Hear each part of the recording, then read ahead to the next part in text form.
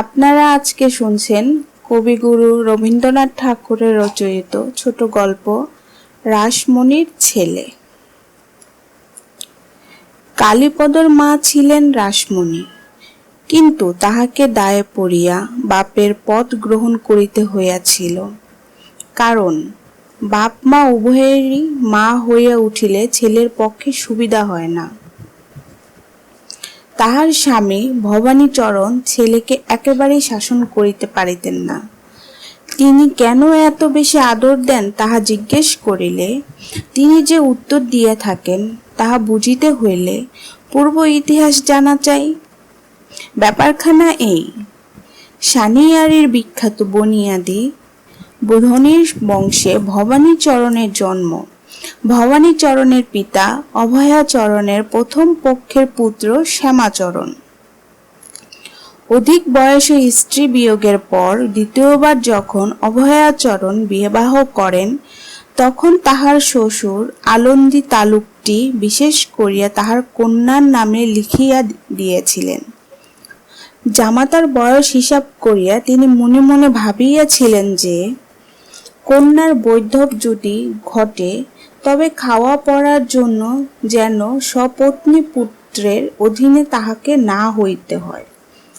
তিনি যাহা কল্পনা করিয়াছিলেন তাহার প্রথম অংশ ফলিতে বিলম্ব হইল না।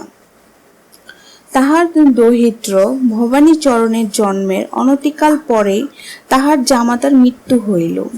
তাহার কন্যা নিজের বিশেষ সম্পত্তিটির অধিকার লাভ করিলেন।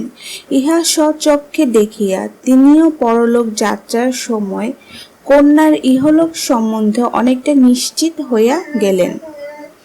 শ্যামাচরণ তখন বয়ঃপ্রাপ্ত, এমনকি তাহার বড় ছেলেটি তখন ভবানীর চেয়ে 1 বছরের বড়। শ্যামাচরণ নিজের ছেলেদের সঙ্গে একত্রেই ভবানীকে মানুষ করিতে লাগিলেন। ভবানীচরণের মাতার সম্পত্তি হইতে কখনো তিনি নিজে 1 পয়সা লন নাই, এবং বৎসরে বৎসরে তাহার পরিষ্কার হিসাবটা তিনি তার নিকট দাখিল করিয়া তাহার রসিদ লইয়াছেন। সকলেই তাহার সাধুতায় মুগ্ধ হইয়াছে। বস্তুত প্রায় সকলেই মনে করিয়াছিল এতটা সাধুতা অনাবশ্যক, এমনকি ইহা নির্বুদ্ধিতারই নামান্তর। অখণ্ড পৈতৃক সম্পত্তির একটা অংশ দ্বিতীয় পক্ষের স্ত্রীর হাতে পড়ে, ইহা গ্রামের লোকের কাহারই ভালো লাগে নাই। যদি শ্যামাচরণ ছল করিয়া এই দলিলটি কোনো কৌশলে বাতিল করিয়া দিতেন, তবে প্রতিবেশীরা তাহার পৌরুষের প্রশংসাই করিত, এবং যে উপায়ে তাহা সুচারুরূপে সাধিত হইতে পারে তাহার পরামর্শদাতা প্রবীণ ব্যক্তিরও অভাব ছিল না। কিন্তু শ্যামাচরণ তাহাদের চিরকালীন পারিবারিক সত্যকে অঙ্গহীন করিয়াও তাহার বিমাতার সম্পত্তিটিকে সম্পূর্ণ স্বতন্ত্র করিয়া রাখিলেন। এই কারণে এবং স্বভাবসিদ্ধ স্নেহশীলতা বশিত বিমাতা বজ্র সুন্দরী শ্যামাচরণকে আপনার পুত্রের মতোই স্নেহ এবং বিশ্বাস করিতেন, এবং তাহার সম্পত্তিটিকে শ্যামাচরণ অত্যন্ত পৃথক করিয়া দেখিতেন বলিয়া তিনি অনেকবার তাহাকে ভর্ৎসনা করিয়াছেন। বলিয়াছেন, বাবা, এ তো সমস্ত তোমাদের, এ সম্পত্তি সঙ্গে লইয়া আমি কি স্বর্গে যাইব? না, এ তোমাদেরই থাকবে। আমার এত হিসাবপত্র দেখিবার দরকার কি? শ্যামাচরণ সে কথা কর্ণপাত করিতেন না। শ্যামাচরণ নিজের ছেলেদের কঠোর শাসনে রাখিতেন, কিন্তু ভবানীচরণের পরে তাহার কোনো শাসনই ছিল না। ইহা দেখিয়া সকলে এক বাক্যে বলিত, নিজের ছেলেদের চেয়ে ভবানীর প্রতি তাহার বেশি স্নেহ। এমনি করিয়া ভবানীর পড়াশোনা কিছুই হইল না, এবং বিষয় বুদ্ধি সম্বন্ধে চিরদিন শিশুর মতো থাকিয়া দাদার ওপর সম্পূর্ণ নির্ভর করিয়া তিনি বয়স কাটাইতে লাগিলেন। বিষয় কর্মে তাহাকে কোনো দিন চিন্তা করিতে হইত না, কেবল মাঝে মাঝে একদিন সই করিতে হইত। কেন সই করিতেছেন তাহা বুঝিবার চেষ্টা করিতেন না, কারণ এ চেষ্টা করিলে কৃতকার্য হইতে পারিতেন না। এদিকে শ্যামাচরণের বড় ছেলে তারাপদ সকল কাজে পিতার সহকারী রূপে থাকিয়া কাজে কর্মে পাকা হইয়া উঠিল। শ্যামাচরণের মৃত্যু হইলে তারপর তারাপদ ভবানীচরণকে কহিল, খুড়ামশাই, আমাদের আর একত্র থাকা চলিবে না। কি জানি কোন দিন সামান্য কারণে মনান্তর ঘটিতে পারে, তখন সংসার ছারখার হইয়া যাইবে। পৃথক হইয়া কোনোদিন নিজের বিষয় নিজেকে দেখিতে হইবে এ কথা ভবানী স্বপ্নেও কল্পনা করেন নাই। যে সংসারে শিশুকাল হইতে তিনি মানুষ হইয়াছেন সেটাকে তিনি সম্পূর্ণ অখণ্ড বলিয়া জানিতেন। তাহার যে কোনো একটা জায়গা জোর আছে এবং সেই জোরের মুখে তাহাকে দুইখানা করা যায়। সহসা সে সংবাদ পাইয়া তিনি ব্যাকুল হইয়া পড়িলেন। বংশের সম্মানহানি এবং আত্মীয়দের মনোবেদনায় তারাপদকে যখন কিছুমাত্র বিচলিত করিতে পারিল না, তখন কেমন করিয়া বিষয় বিভাগ হইতে পারে সেই অসাধ্য চিন্তার ভবানীকে প্রবৃত্ত হইতে হইল।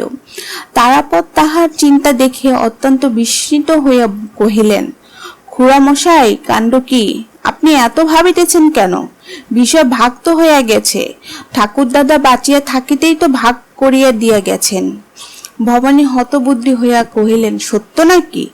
আমি তো তাহার কিছুই জানি না। তারাপদ কহিলেন, বিলক্ষণ! জানেন না তো কি, দেশশুদ্ধ লোক জানে। পাছে আপনাদের সঙ্গে আমাদের কোনো বিবাদ ঘটে, এই জন্য আলন্দি তালুক আপনার অংশে লিখিয়া দিয়া ঠাকুর দাদা প্রথম হইতে আপনার দিককে পৃথক করিয়া দিয়েছেন। সেইভাবেই তো এ পর্যন্ত চলিয়া আসিতেছে। ভবানীচরণ ভাবিলেন, সকলেই সম্ভব। জিজ্ঞাসা করিলেন, এই বাড়ি? তারাপদ কহিলেন, ইচ্ছা করেন তো বাড়ি আপনারাই রাখিতে পারেন। সদর মহকুমায় যে কুঠি আছে সে হইতে পাইলে আমাদের কোনো রকম করিয়া চলিয়া যাইবে। তারাপদ এত অনায়াসে প্রত্যেক বাড়ি ছাড়িতে প্রস্তুত হইলেন দেখিয়া তাহার ঔদার্যে তিনি বিস্মিত হইয়া গেলেন। তাহাদের সদর মহকুমার বাড়ি তিনি কোনোদিন দেখেন নাই এবং তাহার প্রতি তাহার কিছু মাত্র মমতা ছিল না। ভবানী যখন তাহার মাতা বজ্র সুন্দরীকে সকল বৃত্তান্ত জানাইলেন, তিনি কপালে করাঘাত করিয়া বলিলেন, ওমা, সে কি কথা!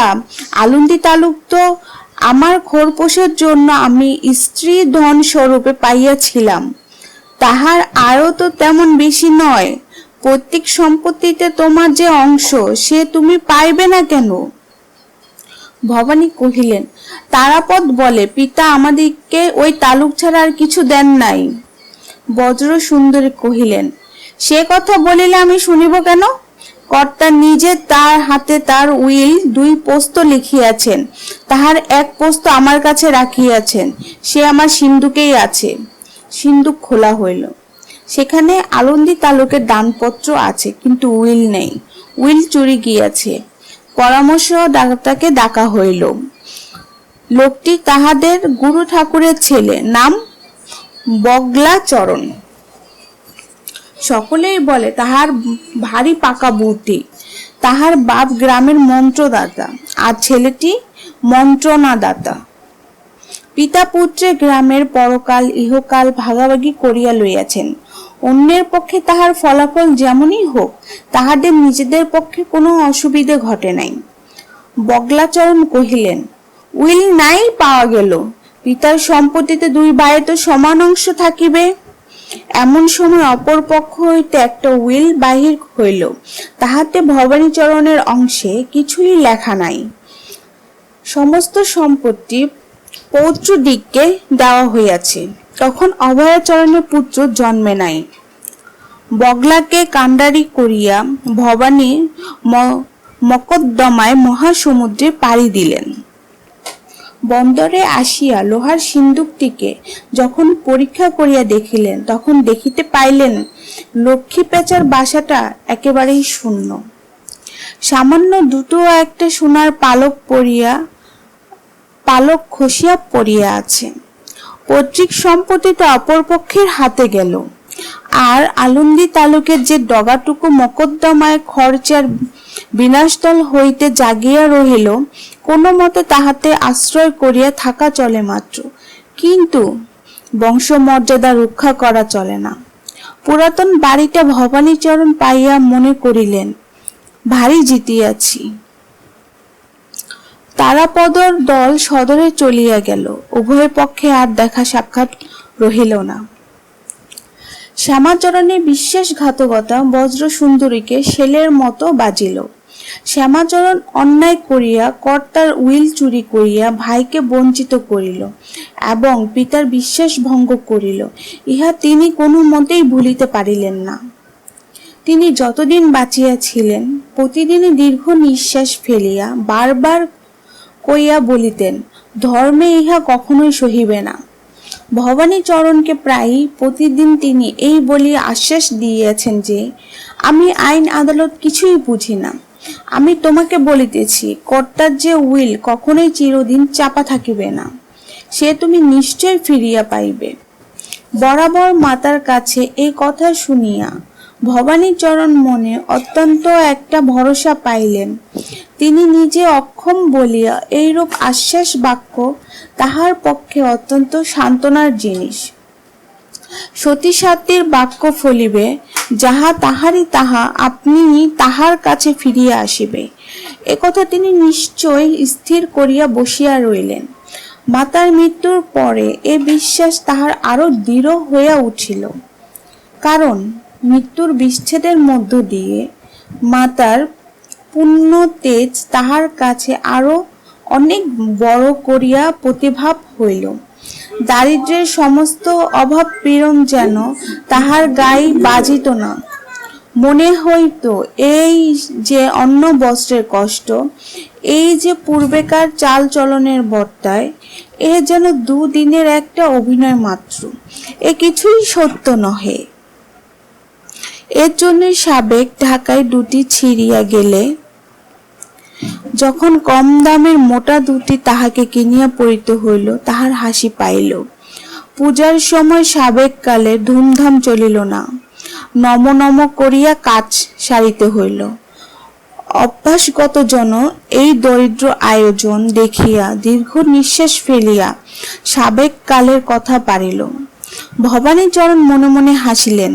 তিনি ভাবিলেন, ইহারা জানে না এই সমস্ত কেবল কিছুদিনের জন্য। তাহার পর এমন ধুম করিয়া একদিন পূজা হইবে যে ইহাদের চক্ষু স্থির হইয়া যাবে। সেই ভবিষ্যতের নিশ্চিত সমারোহ তিনি এমনই প্রত্যক্ষের মতো দেখিতে পাইতেন যে বর্তমান দৈন্য তাহার চোখেই পড়িত না। এই সম্বন্ধে তাহার আলোচনা করিবার প্রধান মানুষটি ছিল নোটো চাকর। কতবার পুজো উৎসবের দারিদ্র্যের মাঝখানে বসিয়া প্রভু ভিত্তে ভাবি সুদিনে কিরূপ আয়োজন করিতে হইবে তাহারই বিস্তারিত আলোচনায় প্রবৃত্ত হইয়াছেন। এমনকি কাহাকে নিমন্ত্রণ করিতে হইবে না হইবে এবং কলিকাতা হইতে যাত্রার দল আনিবার প্রয়োজন আছে কিনা তাহা লইয়া উভয় পক্ষে ঘোরতর মতান্তর ও তর্ক বিতর্ক হইয়া গিয়েছে।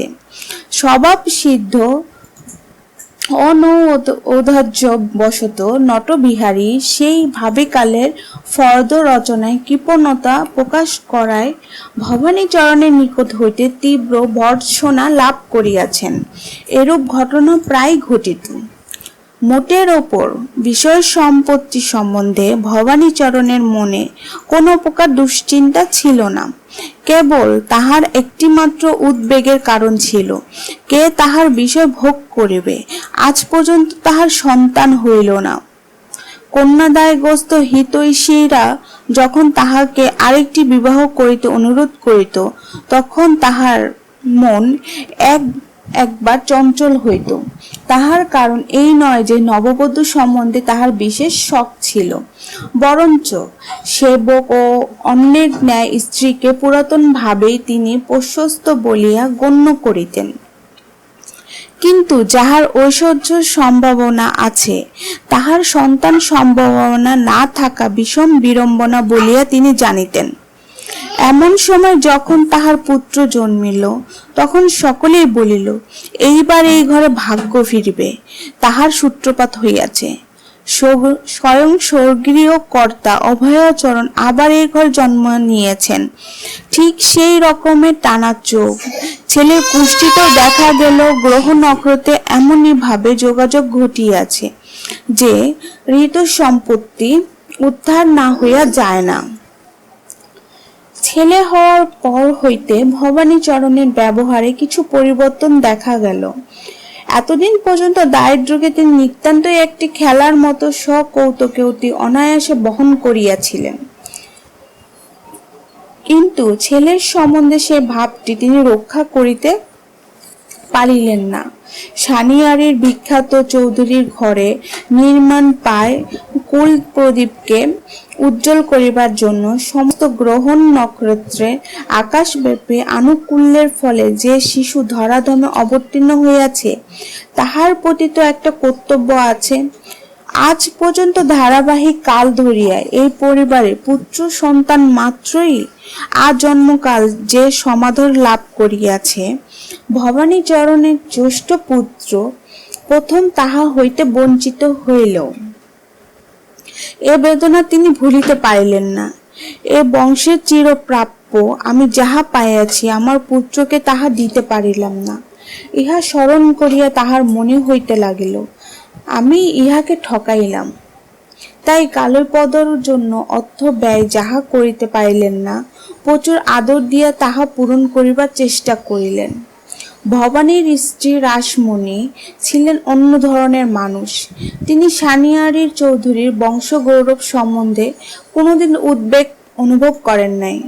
ভবানী তাহা জানিতেন এবং ইহা লইয়া মনে মনে তিনি হাসিতেন। ভাবিতেন, যেরূপ সামান্য দরিদ্র বৈষ্ণব বংশে তাহার স্ত্রীর জন্ম, তাহাতে তাহার এ ত্রুটি ক্ষমা করাই উচিত। চৌধুরীদের মান মর্যাদা সম্বন্ধে ঠিক মতো ধারণা করাই তাহার পক্ষে অসম্ভব। রাসমণি নিজেই তাহা স্বীকার করিতেন, বলিতেন, আমি গরিবের মেয়ে, মান সম্ভ্রমের ধার ধারি না। কালীপদ আমায় বাঁচাইয়া থাক, সেই আমার সকলের চেয়ে বড় ঐশ্বর্য।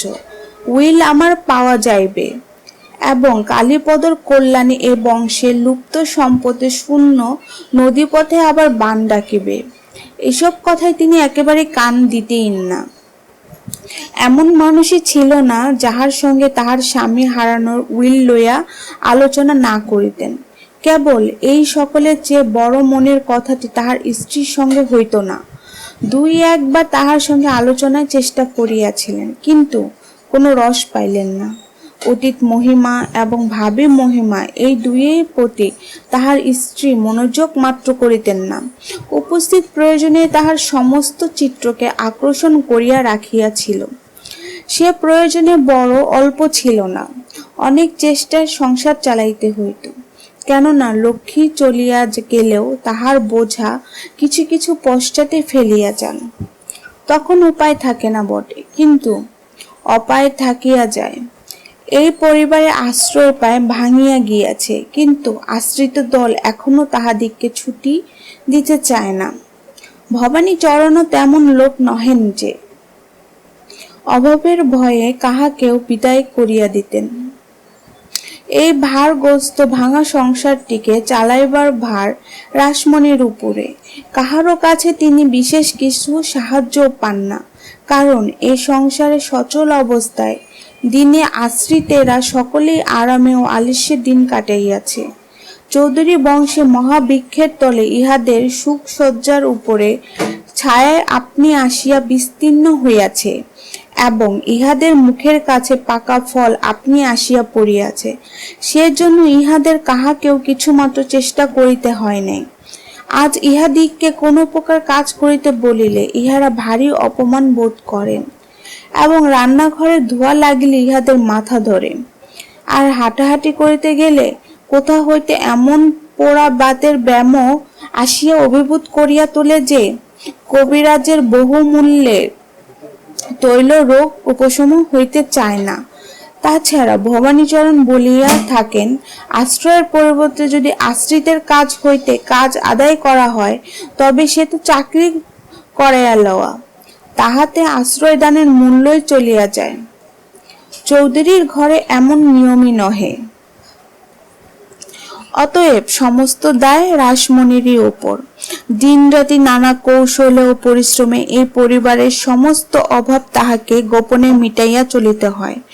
এমন করিয়া দিনরাত্রি দৈন্যের সঙ্গে সংগ্রাম করিয়া, টানাটানি করিয়া, দর দস্তুর করিয়া চলিতে থাকিলে মানুষকে বড় কঠিন করিয়া তোলে।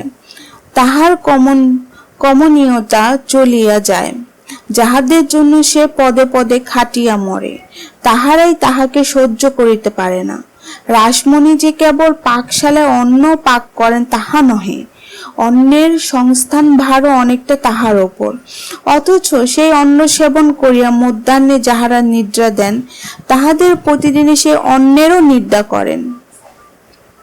অন্নদাতারও সুখ্যাতি করেন না। কেবল ঘরের কাজ নহে, তাল্লুক ভ্রমত্র অল্প স্বল্প যা কিছু এখনো বাকি আছে, তাহার হিসাবপত্র দেখা, খাজনা আদায়ের ব্যবস্থা করা সমস্ত রাসমণিকে করিতে হয়। তহসিল প্রভৃতি সম্বন্ধে পূর্বে এত কষাকষি কোনোদিন ছিল না। ভবানীচরণের টাকা অভিমন্যুর ঠিক উল্টা। সে বাহির হইতে জানে, প্রবেশ করিবার বিদ্যা তাহার জানা নাই। কোনোদিন তাহার জন্য কাহাকেও তাগিদ করিতেন না। তিনি একেবারেই অক্ষম। রাসমণি নিজের প্রাপ্য সম্বন্ধে কাহাকেও সিকি পয়সা রেয়াত করিতেন না। ইহাতে প্রজারা তাহাকে নিন্দা করে। গোমস্তাগুলো পর্যন্ত তাহার সতর্কতার জ্বালায় অস্থির হইয়া তাহার বংশসচিত ক্ষুদ্রাশয়তার উল্লেখ করিয়া তাহাকে গালি দিতে ছাড়েন না। এমনকি তাহার স্বামীও তাহার কৃপণতা ও তাহার কর্কশতাকে তাহাদের বিশ্ববিখ্যাত পরিবারের পক্ষে মানহানিজনক বলিয়া কখনো কখনো মৃদু স্বরে আপত্তি করে থাকেন। এই সময় নিন্দা ও ভর্ৎসনা তিনি সম্পূর্ণ উপেক্ষা করিয়া নিজের নিয়মে কাজ করিয়া চলেন। দোষ সমস্ত নিজের ঘাড়েই লন।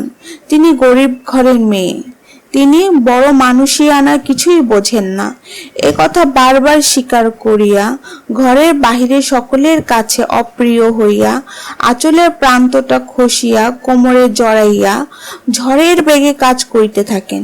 কেহ তাহাকে বাধা দিতে সাহস করে না। স্বামীকে কোনোদিন তিনি কোনো কাজে ডাকা দূরে থাক, তাহার মনে মনে এই ভয় সর্বদা ছিল, পাছে ভবানীচরণ সাহসা কর্তৃত্ব করিয়া কাজে হস্তক্ষেপ করিয়া বসেন। তোমাকে কিছুই ভাবিতে হইবে না, এ সব কিছু তোমার থাকার প্রয়োজন নেই, এই বলিয়া সকল বিষয়ে স্বামীকে নিরুদ্যম করিয়া রাখাই তাহার একটি প্রধান চেষ্টা ছিল। স্বামীও আজন্মকাল সেটা সুন্দর রূপে অভ্যস্ত থাকাতে সে বিষয়ে স্ত্রীকে অধিক দুঃখ পাইতে হয় নাই। রাসমণির অনেক বয়স পর্যন্ত সন্তান হয় নাই। এই তাহার অকর্মণ সরল প্রকৃতি পরমুখাপেক্ষী স্বামীটিকে লইয়া তাহার প্রতি প্রেম ও মাতৃস্নেহ দুই মিটিয়াছিল। ভবানীকে তিনি বয়প্রাপ্ত বালক বলিয়া দেখিতেন। কাজেই শাশুড়ির মৃত্যুর পর হইতে বাড়ির কর্তা এবং গৃহিণী উভয়েরই কাজ তাহাকে একলাই সম্পন্ন করিতে হইত। গুরু ঠাকুরের ছেলে এবং অন্যান্য বিপদ হইতে স্বামীকে রক্ষা করিবার জন্য তিনি এমনই কঠোরভাবে চলিতেন যে তাহার স্বামীর সঙ্গীরা তাহাকে ভারী ভয় করিত।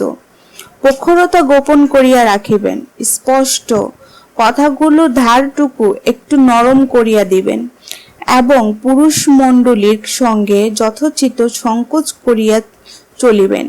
সেই নারী জনচিত সুযোগ হইয়া ঘটিল না। এ পর্যন্ত ভবানীচরণ তাহার বাধ্যতা ভাবেই চলিতেছিলেন, কিন্তু কালীপদের সম্বন্ধে রাসমণিকে মানাইয়া চলা তাহার পক্ষে কঠিন হইয়া গেল। তাহার কারণ এই, রাসমণি ভবানীর পুত্রটিকে ভবানীচরণের নজরে দেখিতেন না। তাহার স্বামীর সম্বন্ধে তিনি ভাবিতেন, বেচারা করবে কি, উহার দোষ কি, ও বড় মানুষের ঘরে জন্মিয়াছে, ওর তো উপায় নেই। এর জন্য তার স্বামী যে কোন রকম কষ্ট স্বীকার করিবেন, ইহা তিনি আশাই করিতে পারিতেন না। তার সহস্র অভাব সত্ত্বেও প্রাণপণ শক্তিতে তিনি স্বামীর সমস্ত অভ্যস্ত প্রয়োজন যথাসম্ভব যোগাইয়া দিতেন। তাহার ঘরে বাহিরের লোকের সম্বন্ধে হিসাব খুবই কষা ছিল, কিন্তু ভবানীচরণের আহারে ব্যবহারে পারতপক্ষে সাবেক নিয়মে কিছু মাত্র ব্যথয় হইতে পারিতেন না। নিতান্ত টানাটানি দিনে যদি কোনো বিষয়ে কিছু ত্রুটি ঘটিত, তবে সেটা যে অভাববশত ঘটিয়াছে সে কথা তিনি কোনো মতেই স্বামীকে জানিতে দিতেন না। হয়তো বলিলেন, ওই রে হতভাগা কুকুর, খাবারে মুখ দিয়া সমস্ত নষ্ট করিয়া দিয়াছে বলিয়া নিজের কল্পিত অসতর্কতাকে ধিক্কার দিতেন। নয়তো লক্ষ্মী ছাড়া নোটের দোষেই নতুন কেনা কাপড়টা খোয়া গিয়াছে বলিয়া তাহার বুদ্ধির প্রতি প্রচুর অশ্রদ্ধা প্রকাশ করিতেন। ভবানীচরণ তখন তাহার প্রিয় ভীতটির পক্ষালম্বন করিয়া গৃহিণীর ক্রোধ হইতে তাহাকে বাঁচাইবার জন্য ব্যস্ত হইয়া উঠিতেন। এমনকি কখনো এমনও ঘটিয়াছে যে কাপড় গৃহিণী কেনেন নাই এবং ভবানীচরণ চক্ষেও দেখেন নাই, এবং সে কাল্পনিক কাপড়খানা হারাইয়া ফেলিয়াছে বলিয়া নটবিহারী অভিযুক্ত। ভবানীচরণ ম্লান মুখে স্বীকার করিয়াছেন যে সেই কাপড় নট তাহাকে কেচিয়া দিয়াছে, তিনি তাহা পরিয়াছেন, এবং তাহার পর কি হইল সেটা হঠাৎ তাহার কল্পনা শক্তিতে যোগাইয়া উঠে নাই। রাসমণি নিজেই সেটুকু পূরণ করিয়া বলিয়াছেন, নিশ্চয়ই তুমি তোমার বাহিরে বৈঠকখানার ঘরে ছাড়িয়া রাখিয়াছিলে, সেখানে যে খুশি আসে যায়, কে চুরি করিয়া লইয়াছে। ভবানীচরণের সম্বন্ধে এইরূপ ব্যবস্থা, কিন্তু নিজের ছেলেকে তিনি কখনোই স্বামীর সঙ্গে সমকক্ষ বলিয়া গণ্য করিতেন না। সে তো তাহারই গর্ভের সন্তান, তাহার আবার কিসের বাবুয়ানা? সে হইবে শক্ত সমর্থ কাজের লোক, অনায়াসে দুঃখ সহিবে ও খাটিয়া খাইবে, তাহার এটা নহিলে চলবে না, ওটা নহিলে অপমান বোধ হয়, এমন কথা কোনো মতেই শোভা পাইবে না। কালীপদ সম্বন্ধে রাসমণি খাওয়া পড়ায় খুব মোটা রকমের বরাদ্দ করিয়া দিলেন। মুড়ি গুড় দিয়া তাহার জল খাবার সারিলেন এবং মাথা কান ঢাকিয়া দোলায় পড়িয়া তাহার শীত নিবারণের ব্যবস্থা করিলেন।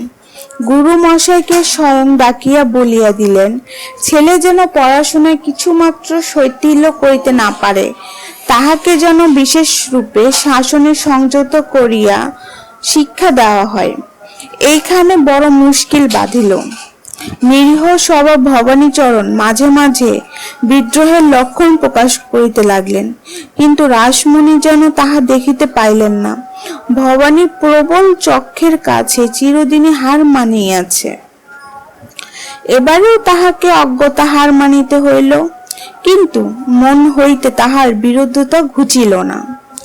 এ ঘরের ছেলে দোলায় মুড়ি দিয়া গুড় মুড়ি খায়, এমন বিসদৃশ দৃশ্য দিনের পর দিন কি দেখা যায়? পূজার সময় তাহার মনে পড়ে কর্তাদের আমলে নতুন সাজসজ্জা পরিয়া তাহার কিরূপ উৎসাহ বোধ করিয়াছেন।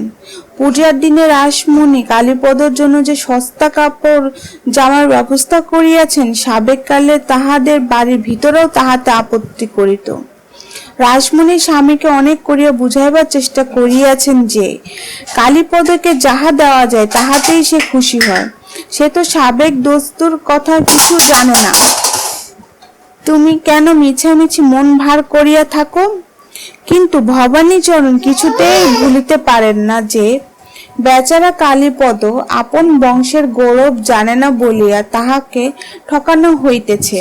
বস্তুত সামান্য উপহার পাইয়া সে যখন গর্বে ও আনন্দে নৃত্য করিতে থাকে, তাহাকে ছুটিয়া দেখাইতে আসে, তখন তাহাতে ভবানীচরণকে যেন আরো আঘাত করিতে থাকে। তিনি সে কিছুতেই দেখিতে পারেন না, তাহাতে মুখ ফিরিয়া চলিয়া যাইতে হয়।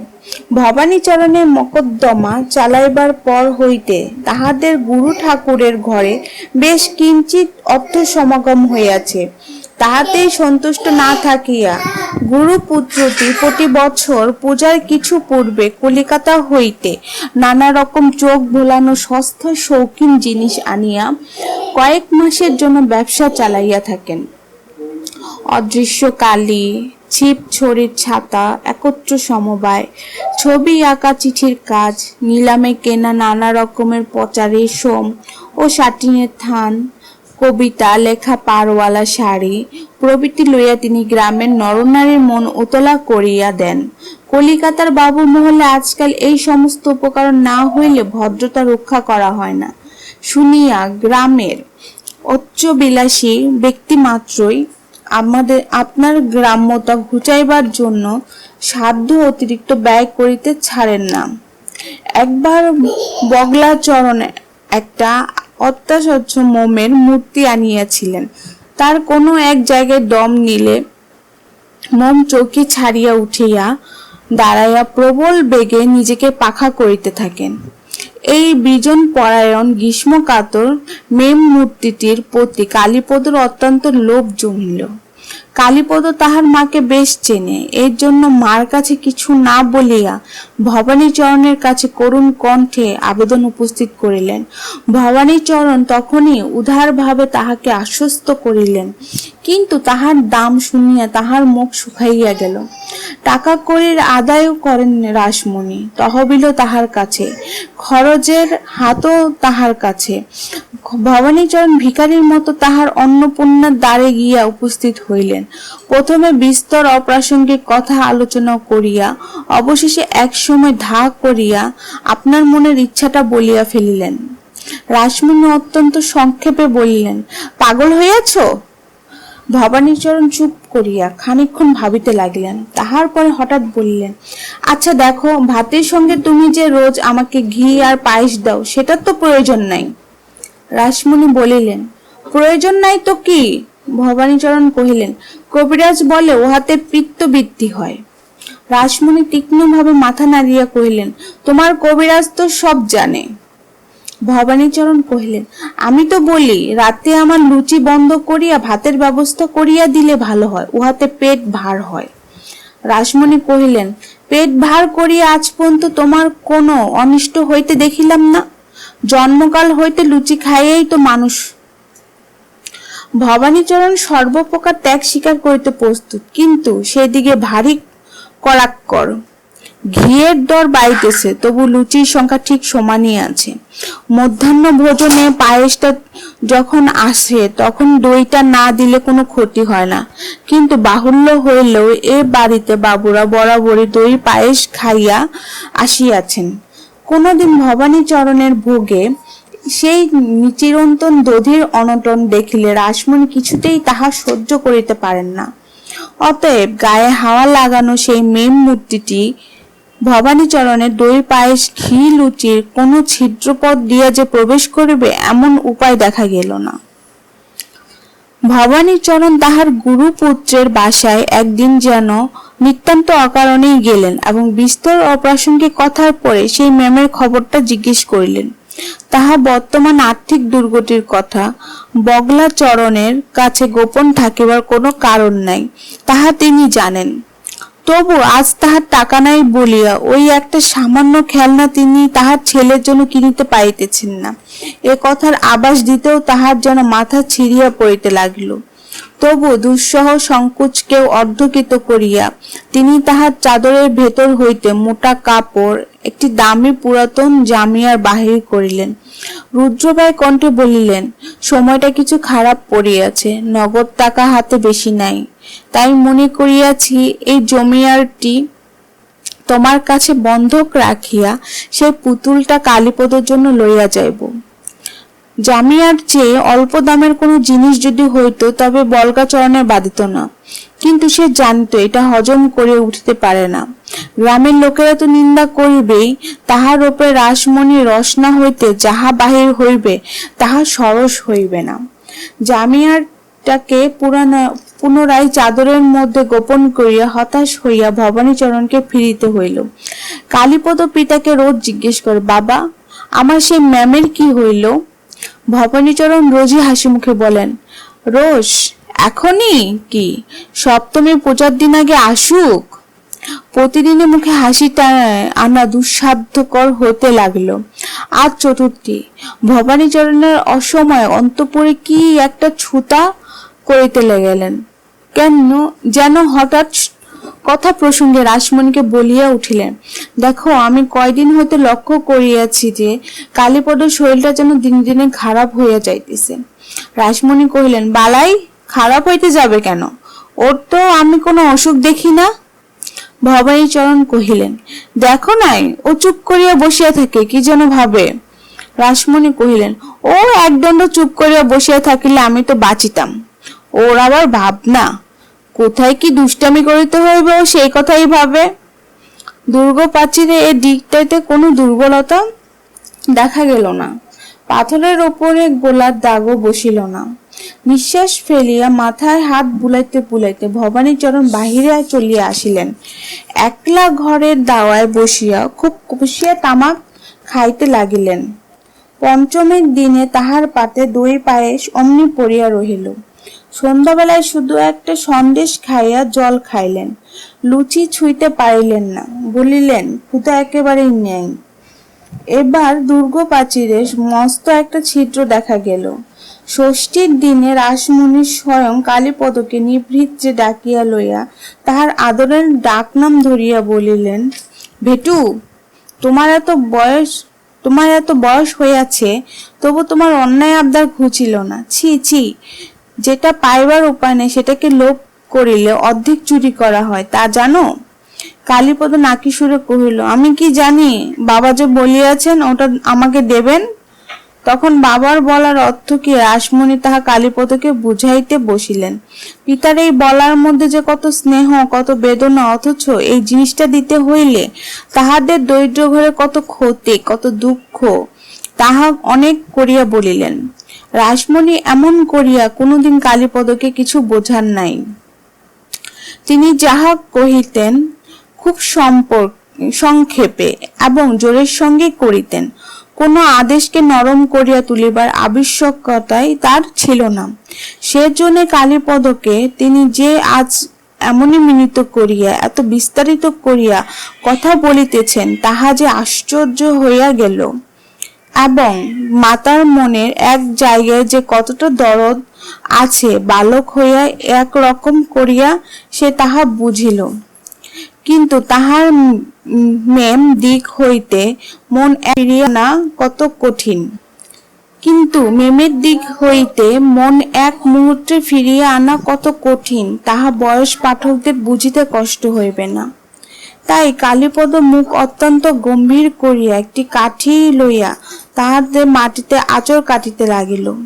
তখন রাসমণি আবার কঠিন হইয়া উঠিলেন, কঠোর স্বরে কহিলেন, তুমি রাগই করো আর কান্নাকাটি করো, যাহা পাইবার নয় তাহা কোনো মতেই পাইবে না। এই বলিয়া আর বৃথা সময় নষ্ট না করিয়া দ্রুত পদে গৃহকর্মে চলিয়া গেলেন। কালীপদ বাহির হইলেন। তখন ভবানীচরণ একলা বসিয়া তামাক খাইতেছিলেন। দূর হইতে কালীপদকে দেখিয়া তিনি তাড়াতাড়ি উঠিয়া যেন একটা বিশেষ কাজ আছে এমনই ভাবে কোথায় চলিলেন। কালীপদ ছুটিয়া আসিয়া কহিল, বাবা, আমার সেই ম্যাম। আজ আর ভবানীচরণের মুখে হাসির বাহির হইল না। কালীপদর গলা জড়াইয়া ধরিয়া কহিলেন, রোষ বাবা, আমি একটা কাজ আছে, সেরে আসি, তারপরে সব কথা হবে। বলিয়া তিনি বাড়ির বাহির হইয়া পড়িলেন। কালীপদর মনে হইল তিনি যেন তাড়াতাড়ি চোখ হইতে জল মুছিয়া ফেলিলেন। তখন পাড়ার এক বাড়িতে পরীক্ষা করিয়া উৎসবের বাসির বায়না করা হইতেছিল। সেই রসন চৌকিতে সকাল বেলাকার করুণ সুরে শরতের নবীন রোদ যেন প্রচ্ছন্ন অশ্রুভারে ব্যথিত হইয়া উঠিতেছিল। কালীপদ তাহাদের বাড়ির দরজার কাছে দাঁড়াইয়া চুপ করিয়া পথের দিকে চাহিয়া রইল। তাহার পিতা যে কোনো কাজে কোথাও যাইতেছেন না, তাহা তার গতি দেখিয়া বোঝা যায়। প্রতি পদক্ষেপেই তিনি যে একটা নৈরাশ্যের বোঝা টানিয়া টানিয়া চলিয়াছেন এবং তাহা কোথাও ফেলিবার স্থান নেই, তাহা তার পশ্চাৎ হইতে স্পষ্ট হইয়া দেখা যাইতেছিল। কালীপদ অন্তঃপুরে ফিরিয়া আসিয়া কহিল, মা, আমার সেই পাখা করা ম্যাম চাই না। মা তখন জাতি লইয়া ক্ষিপ হস্তে সুপারি কাটিতেছিলেন। তাহার মুখ উজ্জ্বল হইয়া উঠিল। ছেলেকে মায়েতে সেইখানে বসিয়া কি একটা পরামর্শ হইয়া গেল, তাহা কেহই জানিতে পারিল না। জাতি রাখিয়া ধামা বড়া কাটা ও অকাটা সুপারি ফেলিয়া রাসমণি তখনই বগলাচরণের বাড়ি চলিয়া গেলেন। আজ ভবানীচরণের বাড়ি ফিরিতে অনেক বেলা হইল।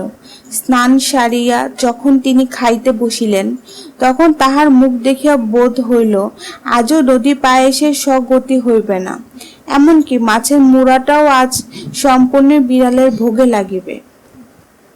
তখন দড়ি দিয়া মোড়া কাগজের এক বাক্স লইয়া রাসমণি তাহার স্বামীর সম্মুখে আনিয়া উপস্থিত করিলেন। আহারের পর যখন ভবানীচরণ বিশ্রাম করিতে যাইবেন, তখনই এই রহস্যটা তিনি আবিষ্কার করিবেন, ইহাই রাসমণির ইচ্ছা ছিল। কিন্তু দধির পায়েস ও মাছের মুড়োর অনাদর দূর করিবার জন্য এখনই এটা বাহির করিতে হইল। বাক্সের ভেতর হইতে সেই মেম মূর্তি বাহির হইয়া বিনা বিলম্বে প্রবল উৎসাহে আপন গ্রীষ্মতাপ নিবারণের লাগিয়া গেল। বিড়ালকে আজ হতাশ হইয়া ফিরিতে হইল। ভবানীচরণ গিন্নিকে বলিলেন, আজ রান্নাটা বড় উত্তম হইয়াছে, অনেকদিন পর এমন মাছের ঝোল খাইনি। আর দই যে কি চমৎকার জমিয়াছ, সে কি আর কি বলিব। সপ্তমীর দিন কালীপদ তাহার অনেক দিনের আকাঙ্ক্ষার ধন পাইল। সেদিন সমস্ত দিন সে ম্যামের পাখা খাওয়া দেখিল।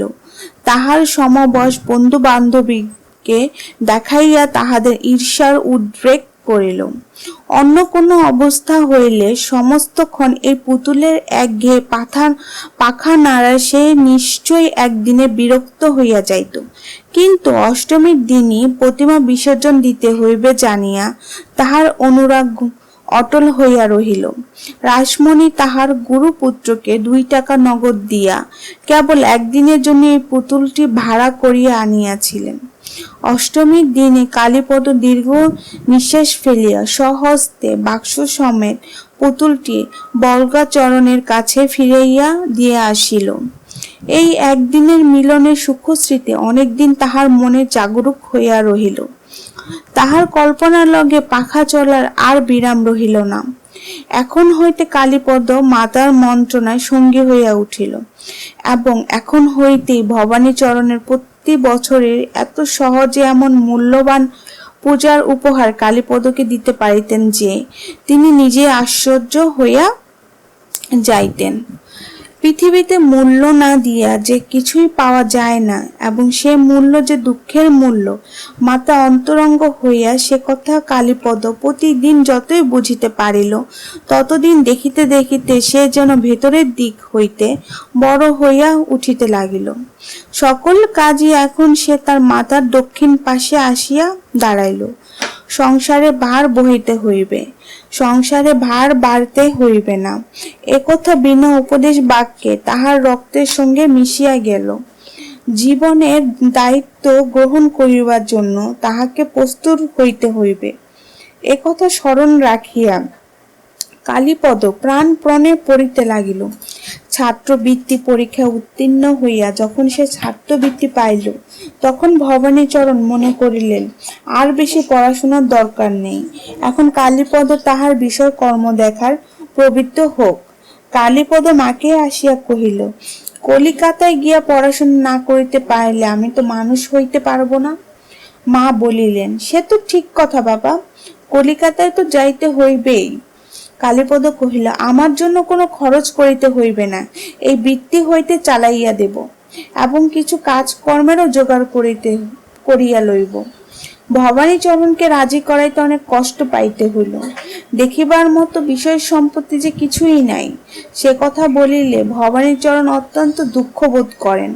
তাই রাসমণিকে সে যুক্তিটা চাপাইয়া যাইতে হইল। তিনি বলিলেন, কালীপদকে তো মানুষ হইতে হবে, কিন্তু পুরুষানুক্রমে কোনোদিন সানিয়ানির বাহিরে না গিয়া তো চৌধুরীরা এতকাল মানুষ হইয়াছেন। বিদেশকে তাহার জমপুরীর মতো ভয় পান। কালীপদের মতো বালককে একলা কলিকাতায় পাঠাইবার প্রস্তাব মাত্র কি করিয়া কাহারও মাথায় আসিতে পারে, তিনি ভাবিয়া পাইলেন না। অবশেষে গ্রামের সর্বপ্রধান বুদ্ধিমান ব্যক্তি বল্গাচরণ পর্যন্ত রাসমণির মতে মত দিলেন। সে বলল, কালীপদ একদিন উকিল হইয়া সেই উইল চুরির ফাঁকির শোধ নিবে, নিশ্চয় এ তাহার ভাগ্যের লিখন। অতএব কলিকাতায় যাওয়া হইতে কেহই তাহাকে নিবারণ করিতে পারিবে না। এই কথা শুনিয়া ভবানীচরণ অনেকটা সান্ত্বনা পাইলেন। গামছায় বাঁধা পুরানো সমস্ত নথি বাহির করিয়া উইল চুরি লইয়া কালীপদের সঙ্গে বারবার আলোচনা করিতে লাগিলেন। সম্প্রতি মাতার মন্ত্রীর কাজটা কালীপদ বেশ বিচক্ষণার সঙ্গে চালাইতেছিল, কিন্তু পিতার মন্ত্রণা সভায় সে জোর পাইল না। কেননা তাহার পরিবারে এই প্রাচীন অন্যায়টার সম্বন্ধে তাহার মনে যথেষ্ট উত্তেজনা ছিল না। তবু সে পিতার কথায় সায় দিয়া গেল। সীতাকে উদ্ধার করিবার জন্য বীরশ্রেষ্ঠ রাম যেমন লঙ্কায় যাত্রা করিয়াছিলেন, কালীপদর কলিকাতার যাত্রাকেও ভবানীচরণ তেমনি খুব বড় করিয়া দেখিলেন। সে কেবল সামান্য পাশ করার ব্যাপার নয়, ঘরের লক্ষ্মীকে ঘরে ফিরাইয়া আনিবার প্রয়োজন। কলিকাতা যাবার আগের দিন রাসমণি কালীপদর গলায় একটি রক্ষা কবচ ঝুলাইয়া দিলেন এবং তাহার হাতে একটি 50 টাকার নোট দিয়া বলিলেন, এই নোটটি রাখিও, আপদে বিপদে প্রয়োজনীয় সময় কাজে লাগিবে। সংসার খরচ হইতে অনেক কষ্টে জমানো এই নোটটিকে কালীপদ যথার্থ পবিত্র কবচের ন্যায় জ্ঞান করিয়া গ্রহণ করিলেন। এই নোটটিতে মাতার আশীর্বাদের মতো সে চিরদিন রক্ষা করিবে, কোনোদিন খরচ করিবেন না, এই সে মনে মনে সংকল্প করিল। আর এই কথা বলিবার জন্য তিনি এখন সমস্ত পাড়া ঘুরিয়া বেড়ান। তাহার চিঠি পাইলে ঘরে ঘরে তাহা পড়িয়া শুনাইবার